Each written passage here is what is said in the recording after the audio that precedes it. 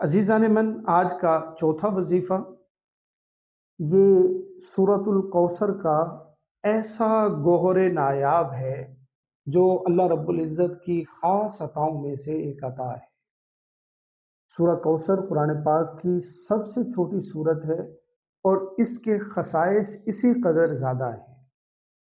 یہ ایک ایسا کمال ہے جو اولیاء کرام نے لکھا کہ جب بھی آپ کو اپنی کوئی دعا قبول کروانی ہو تو پھر اس عمل کو کیجیے، یعنی اس عمل کے کرنے کے بعد انشاءاللہ جو بھی دعا کریں گے وہ قبول ہوگی انشاءاللہ۔ تو اس کا طریقہ کار یہ ہے کہ جب بارش ہو رہی ہو، ایسی جگہ پر کھڑے ہو کے اس کو پڑھنا ہے یا بیٹھ کے پڑھنا ہے جہاں پر بارش گرتی ہوئی محسوس ہو یا بارش کی ٹھنڈک محسوس ہو یا بارش کی نمی محسوس ہو رہی ہو۔